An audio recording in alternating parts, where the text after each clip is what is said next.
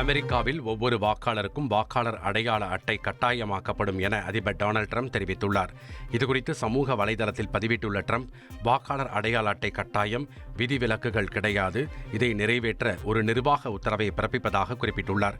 மேலும் மிகவும் நோய்வாய்ப்பட்டவர்கள் மற்றும் தொலைதூரத்தில் உள்ள ராணுவ வீரர்களை தவிர தபால் மூலம் வாக்களிக்க மற்றவர்களுக்கு அனுமதி இல்லை என்றும் அவர் தெரிவித்துள்ளார்.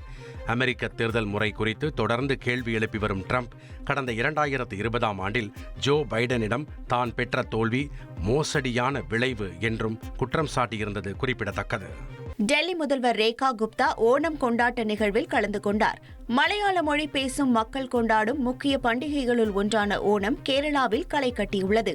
இந்த நிலையில் டெல்லி முதல்வர் ரேகா குப்தா இல்லத்தில் ஓணம் பண்டிகை கொண்டாடப்பட்டது. இதில் பங்கேற்ற பெண்களுடன் இணைந்து முதல்வர் ரேகா குப்தா நடனமாடினார். புதுச்சேரியில் 30 துணை தாசில்தார் பணியிடங்களை நிரப்புவதற்கான எழுத்துத் தேர்வு 101 மையங்களில் தொடங்கியது. புதுச்சேரி அரசின் வருவாய் மற்றும் பேரிடர் மேலாண்மை துறையில் காலியாக உள்ள 30 துணை தாசில்தார் பணியிடங்களை நிரப்புவதற்கான தேர்வு புதுச்சேரியில் உள்ள 101 மையங்களில் நடந்து வருகிறது. 2 அமர்வுகளாக நடைபெறும் இந்த தேர்வினை 37,349 பேர் எழுதுகின்றனர்.